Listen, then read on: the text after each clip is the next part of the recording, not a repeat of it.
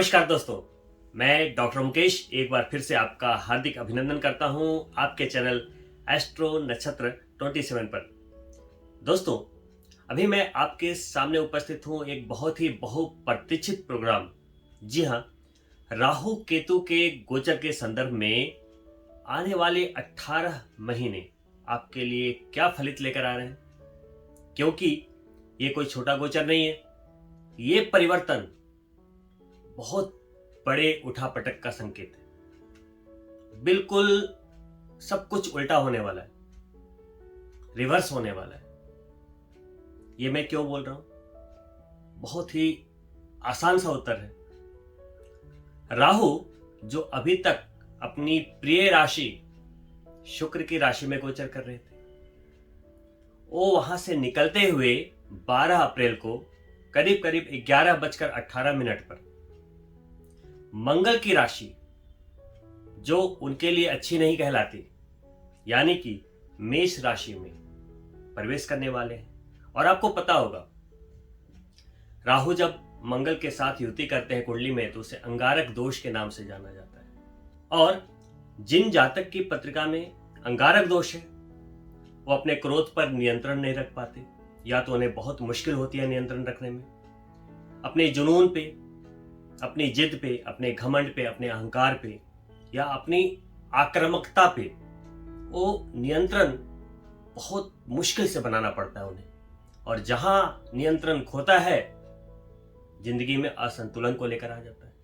तो वही राहु फिर से उग्र राशि, अग्नि तत्व राशि मेष में प्रवेश करेंगे और वहां 18 महीने विचरण करेंगे। दोस्तों, वही केतु मंगल की प्रिय राशि, क्योंकि केतु को मंगल सम केतु भी कहा गया है। केतु मंगल की राशि वृश्चिक को छोड़ते हुए, वक्री होते हुए तुला राशि में, जो कि शुक्र की राशि है जिसे राहु ने छोड़ा है, वहां प्रवेश करेंगे। वो क्या करने वाले हैं? जहां राहु माया है, वही केतु मोक्ष है।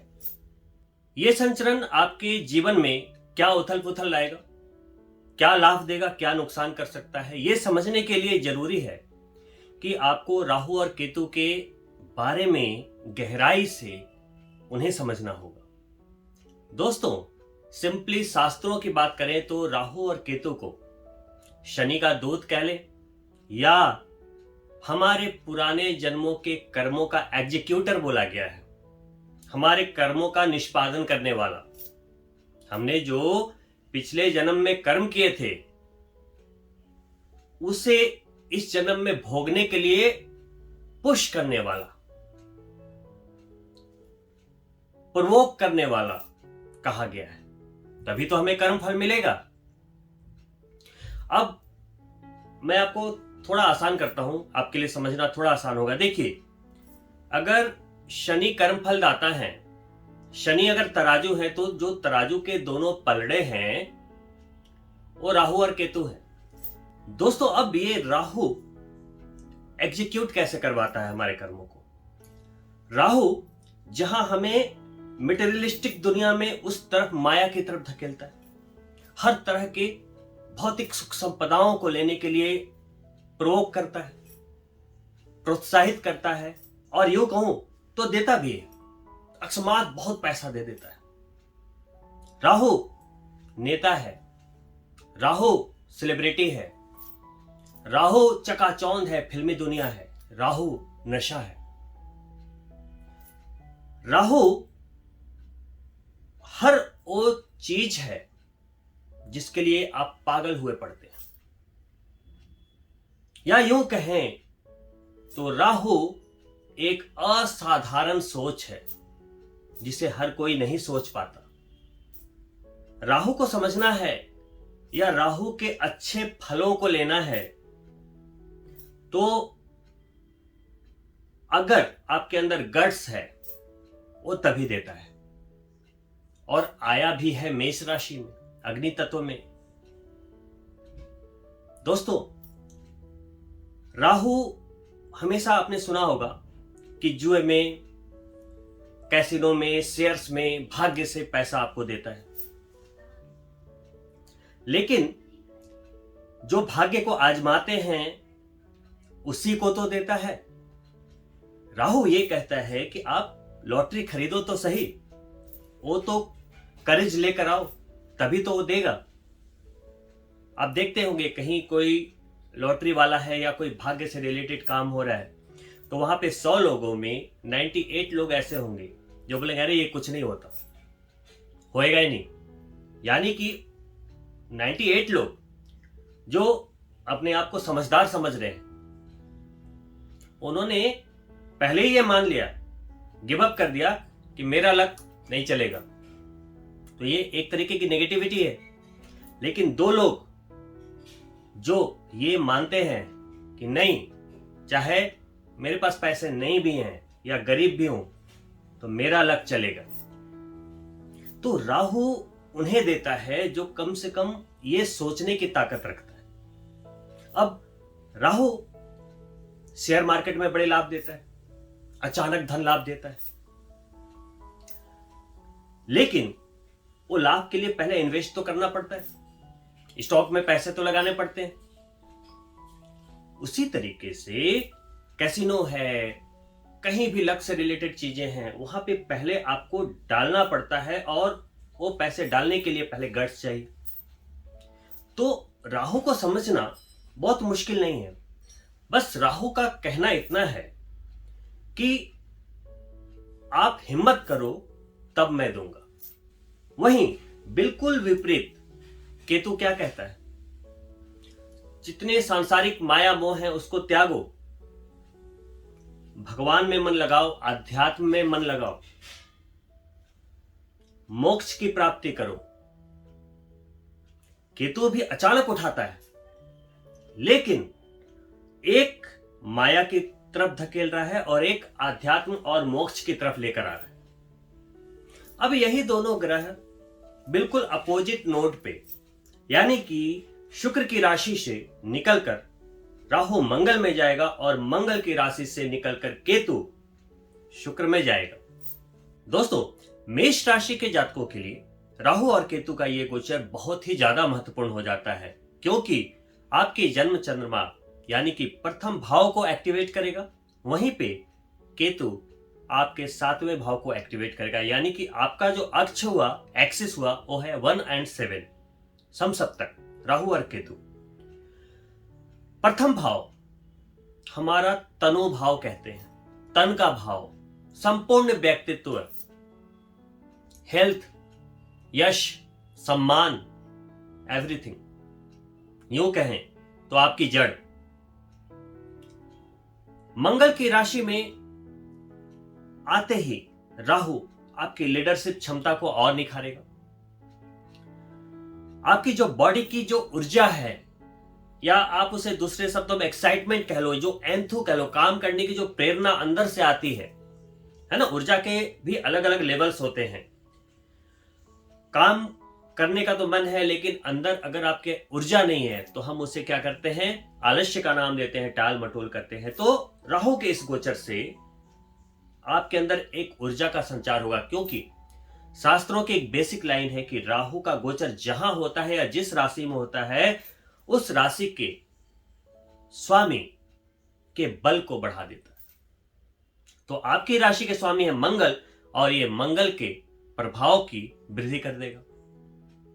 ये उन जातकों के लिए भी लाभकारी होगा जो मेष राशि के हैं तो, लेकिन लग्न के अनुसार या कंजक्शन या प्लेसमेंट के अनुसार जिनके मंगल जन्म पत्रिका में निर्बलीय अवस्था में, कमजोर है, तो राहु के आने से एक इंटरनल बल की प्राप्ति होगी। अब दोस्तों, समझना यह है कि अगर राहु मंगल की राशि मेष की राशि में आ रहा है तो सिर्फ मेष राशि को ही एक्टिवेट नहीं कर रहा हो, वो मंगल को एक्टिवेट कर रहा है, और मंगल 2 राशियों के अधिपति है। तो जहां ये 1 नंबर यानी कि मेष राशि को एक्टिवेट करेगा, वही साथ साथ वृश्चिक राशि नंबर 8 को भी एक्टिवेट करेगा। यानी कि एक साथ राहु का ये गोचर आपके 2 भावों पर प्रभाव डालेगा। पहला लगन भाव बता दिया मैंने, और जहां नंबर 8 लिखा है यानी कि आपका अष्टम भाव, आयु का भाव या अचानक होने वाली घटनाओं का भाव।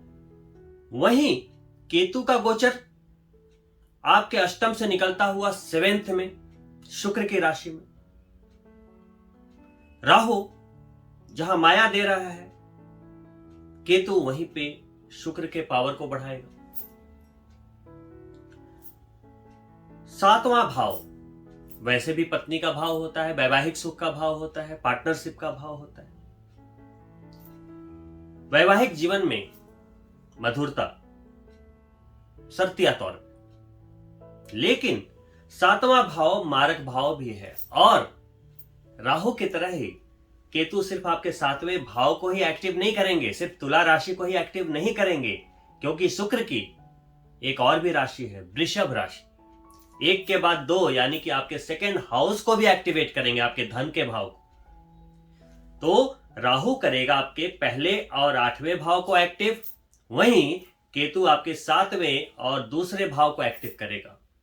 दोस्तों, दूसरा और 7वां भाव दूसरे शब्दों में मारक भी कहलाता है। तो मेष राशि के जातकों को थोड़ी सावधानी भी बहुत आवश्यक होगी, क्योंकि राहु आपके लग्न और अष्टम को एक साथ एक्टिवेट कर रहा है। लग्न भी हेल्थ से संबंध है और अष्टम भी आयु से संबंधित है। वहीं केतु डबल मारक यानी कि 2nd और सप्तम को एक्टिवेट कर देगा। तो मेष राशि के उन जातकों के लिए काफी लाभ मिलने वाले हैं जिनके मंगल शुभ अवस्था में और शुक्र भी शुभ अवस्था में है, उनकी तो बल्ले बल्ले है। कुछ लोग ये पूछेंगे कि आप ये बताइए कि हमें लाभ होगा या नुकसान। जवाब बहुत ही सामान्य है, बहुत ही सिंपल है, कॉमन सेंस। अगर जन्म पत्रिका में आपका मंगल शुभ है तो शुभ परिणाम की प्राप्ति होगी और अशुभ है तो अशुभ परिणाम की प्राप्ति होगी। वैसे ही केतु के द्वारा जो परिणाम की प्राप्ति होगी, शुक्र अगर शुभ अवस्था में है तो अच्छे परिणामों की प्राप्ति होगी और अशुभ अवस्था में है तो अशुभ परिणामों की प्राप्ति होगी। अब दोस्तों, लग्न यानी आप 2nd हाउस को केतु के तुला राशि में आने के कारण शुक्र की जब पावर बढ़ी तो आपकी लिक्विडिटी भी बढ़ेगी। 2nd भाव का स्वामी भी वही हो गया। वहां 7th भाव में अगर आप किसी पार्टनरशिप में काम कर रहे हैं, बहुत बढ़िया समय रहेगा, क्योंकि 18 वर्षों के बाद ये संचरण हुआ है। आप याद कीजिए कि पिछले 18 वर्ष पहले 2003-4 के आसपास जब ये संचरण हुआ था तो आप जिंदगी में आपने क्या पाया था। वैसे ही ये समय आपको राहु और केतु को कैच करने का है। सिंपली डरने की कोई आवश्यकता ही नहीं है। दो ही बात हो सकते हैं, या तो मंगल और शुक्र आपकी कुंडली में शुभ होंगे या अशुभ है। शुभ है तो बढ़िया, अशुभ है तो हम उसे शुभ बना लेंगे। रेमेडी मैं बताकर जाऊंगा। तो धन का आगमन, 2nd भाव, लिक्विडिटी, रिश्तों में सुधार, वाणी में तेज, वाणी के द्वारा कई काम बनेंगे आपके कम्युनिकेशन स्किल से कई काम बनेंगे, क्योंकि राहु और केतु दोनों ही आपका कम्युनिकेशन है, मीडिया है, सोशल मीडिया है, इंटरनेट है। वहीं पे अष्टम भाव को राहु ने जब एक्टिवेट किया तो आपके विदेश के साथ संबंध, विदेश से लाभ, विदेशी भूमि पे लाभ, ससुराल पक्ष से लाभ और भवन, वाहन, प्रॉपर्टी, जमीन जायदाद से रिलेटेड केस या कोई भी लीगल टर्म पे बात करें तो उनमें विजय। क्यों?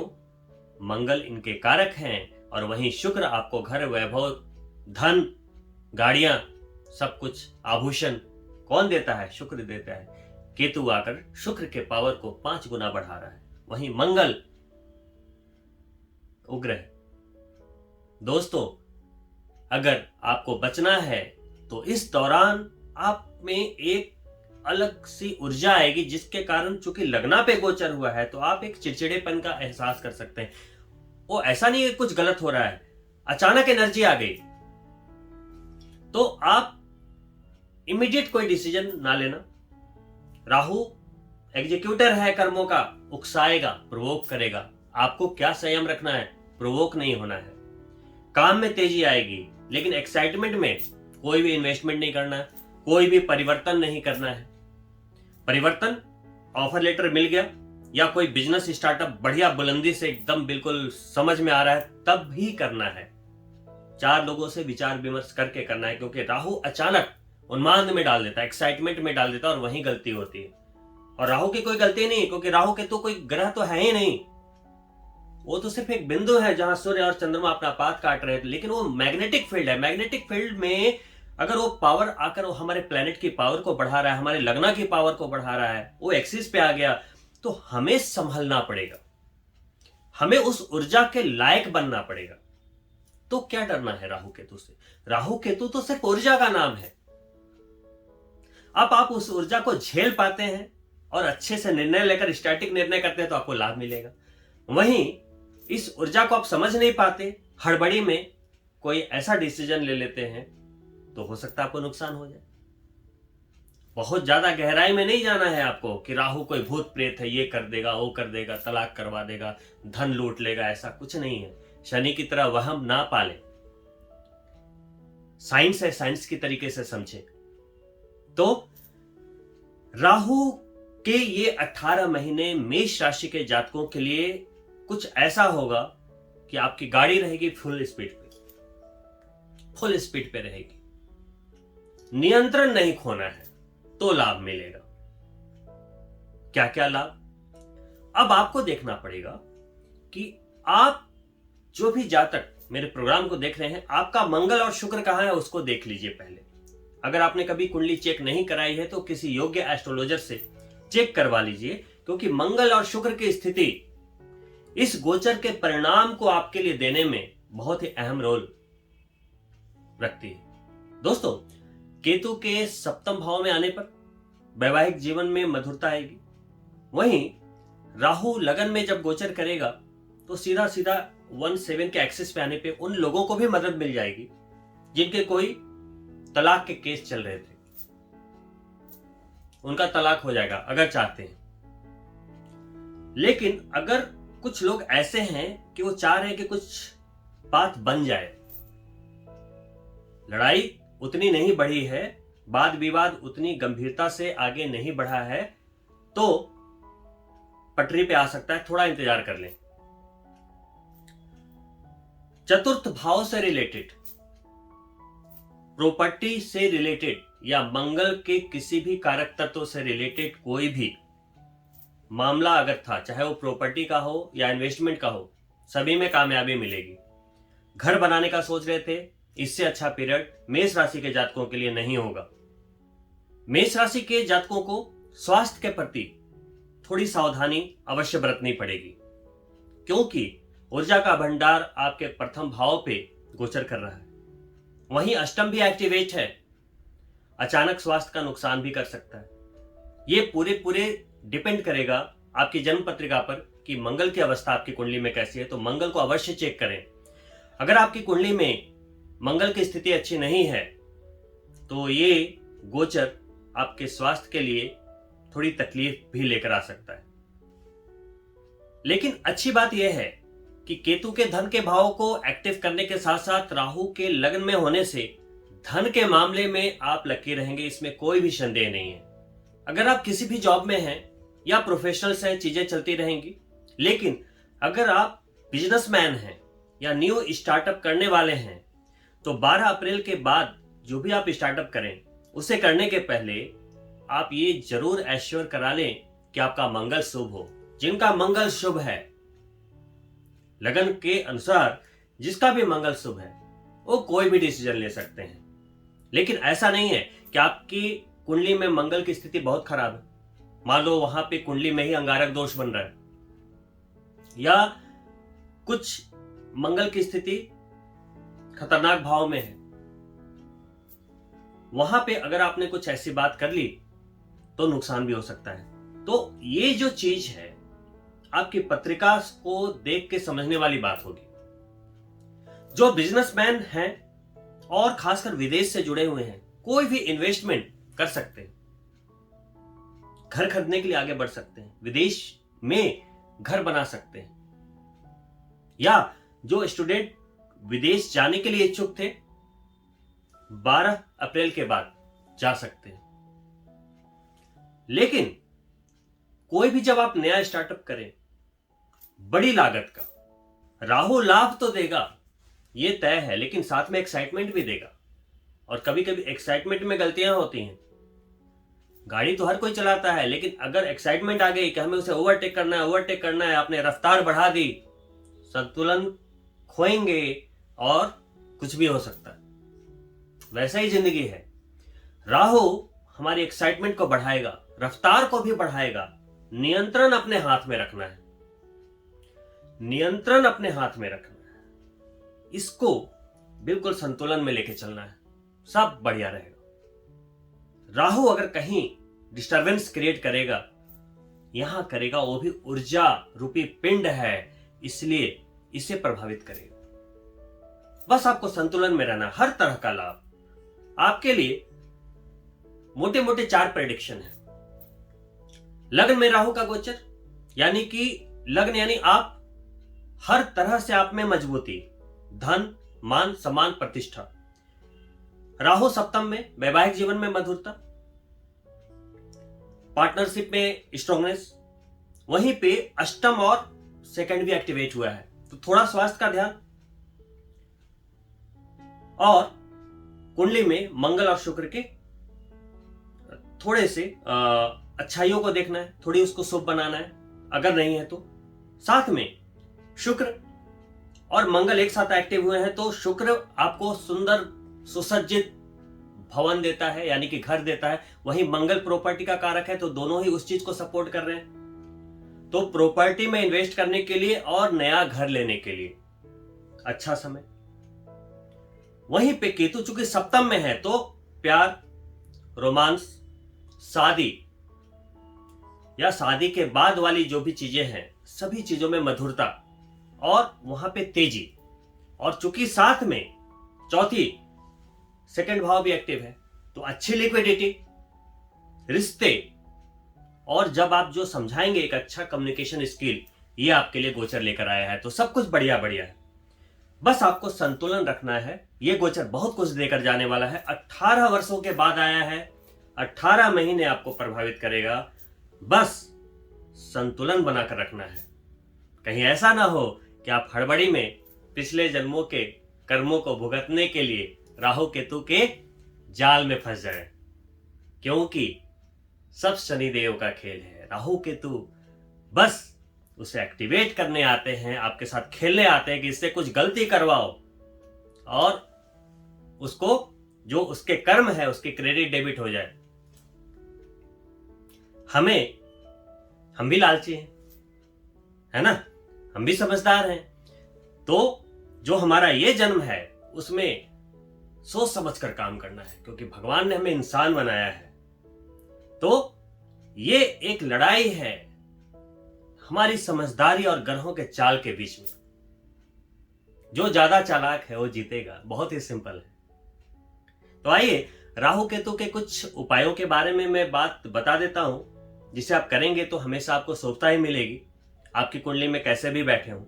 तो मंगल और शुक्र की शुभता के साथ साथ कुंडली में आपको यह भी देखना अनिवार्य होगा कि राहु केतु आपके किस भाव में बैठे हैं। राहु केतु के लिए कुछ भाव बहुत अच्छे होते हैं और कहीं कहीं पे वो आपके लिए कुछ नुकसान को भी लेकर आते हैं। राहु अगर केंद्र में बैठा हो कहीं भी, 1, 4, 7, 10 और त्रिकोण से संबंध बना ले, यानी कि 1, 5 या 9 भाव से संबंध बना ले, तो इसे राजयोग कहते हैं। वैसे ही केंद्र और त्रिकोण कहीं भी ना बैठा हो, किसी और स्थान पे बैठा हो, मान लो दूसरे स्थान पे बैठा है, तीसरे पे बैठा है, छठे में बैठा है, 8वें में बैठा है, 11वें में बैठा है या 12वें में बैठा है, लेकिन उसका संबंध केंद्र और त्रिकोण दोनों से हो जाए तब भी राजयोग देता है। ये तो एक ज्योतिषीय विषय है। तो अगर राहु कैसे भी है, मान लो अशुभ अवस्था में, थोड़ी देर के लिए मान लेते हैं कि अशुभ अवस्था में या शुभ अवस्था में, तो आपके लिए जो मैं अभी उपाय बता रहा हूं शर्त या 100% काम करेंगे। पहला, जो आपको अपने एटीट्यूड से करना है, अपनी आदतों से करना है। पहला, बिना सोचे समझे कुछ भी ना करें, बिना विचारे जो करे सो पाछे पछताए, ये 18 महीने के लिए लागू रहेगा। कोई भी काम करें, कुछ भी खरीदें, कहीं भी इन्वेस्टमेंट करें, एक बार नहीं कम से कम 5 बार सोच के करें। पहली चीज, यानी कि एक्साइटमेंट में आकर कोई काम ना करें। बेलगाम काम वासना से बचें। गरीबों की मदद करते रहें। पूजा पाठ में महिषासुरमर्दिनी माता दुर्गा एकदम 18 महीने पकड़ लीजिए। अगर हो सके नवरात्रि का व्रत कीजिए, बहुत शुभ रहेगा। दुर्गा चालीसा का पाठ, दुर्गा सप्तशती का पाठ, दुर्गा के नरवान मंत्रों का पाठ, ओम ऐं ह्रीं क्लीं चामुंडाय विच्चे करते रहिए। राहु केतु आपको कुछ भी नुकसान नहीं पहुंचा सकते। इसके साथ ही हनुमान जी की उपासना, संकट मोचन हनुमान जी, सुंदरकांड का पाठ करें मंगलवार शनिवार, या बजरंग मान का पाठ, हनुमान चालीसा का नियमित पाठ, या भैरवनाथ जी की पूजा। ये सब राहु केतु के नेगेटिव जो भी अशुभ प्रभाव हैं उसको नियंत्रण में लाने के लिए बहुत बेहतरीन उपाय माने गए हैं। साथ ही चूंकि शुक्र की राशि में केतु का गोचर हुआ है तो शुक्र से रिलेटेड सारे उपाय करें। प्रतिदिन नहाएं, साफ सुथरे रहें। कोई भी कपड़ा अगर पहने दोबारा बिना धुले दोबारा ना पहने, यानी कि अपनी पूरी हाइजीन, साफ सुथरा रहना, परफ्यूम जितने भी अच्छे से रहेंगे केतु उतना बढ़िया परिणाम देगा। उसी तरीके से मंगल से रिलेटेड सारी चीजें, अगर आपके पत्रिका में मंगल अशुभ है तो गुड़ का दान कीजिए, मंगलवार को लाल चीजों का दान कीजिए। अगर शुभ है तो दान करने की आवश्यकता नहीं, आपको सिर्फ क्या करना है, अपने क्रोध पे नियंत्रण रखना है।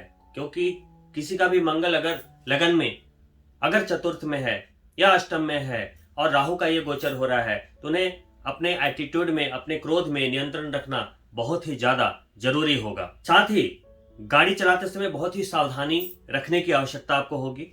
क्योंकि देखिए, बात ये नहीं है कि मैं ये कह रहा हूं कि एक्सीडेंट होने की गुंजाइश है, मैं ये नहीं कह रहा हूं। देखिए, राहु केतु एक ऊर्जा है, लगन पे गोचर कर रहा है। हमारा माइंड कब इधर उधर होगा कुछ नहीं कह सकते। तो हमें कोई भी चीज जो हमें कंसंट्रेशन से करनी है, हमें बहुत सावधानी से करने वाली जो भी चीजें हैं, वहां पे सावधानी नहीं, इन 18 महीनों में बहुत सावधानी की जरूरत होगी। सिंपली अगर आपको राहु केतु के अच्छे परिणाम चाहिए तो राहु के लिए माता दुर्गा, भगवान शंकर, हनुमान जी और भैरव जी की आराधना करें। वहीं केतु की शुभता के लिए भगवान गणपति और विष्णु भगवान की आराधना करें। व्रतों में अगर आप एकादशी करते हैं या अमावस्या या पूर्णिमा का व्रत करते हैं तो आपके लिए काफी शुभ रहेगा। उम्मीद करता हूं मेरे द्वारा दी गई जानकारी आपके लिए, आपके आने वाले 18 महीनों के लिए कहीं ना कहीं मददगार साबित होगी। अगर आप हमारे चैनल में अभी नए जुड़े हैं तो प्लीज सब्सक्राइब करना ना भूलें, और अगर आपको ये वीडियो अच्छा लगा तो प्लीज लाइक करें और अपने मित्रों के लिए शेयर भी अवश्य करें। बहुत जल्द मिलता हूं दूसरे वीडियो में, तब तक के लिए नमस्कार मित्रों।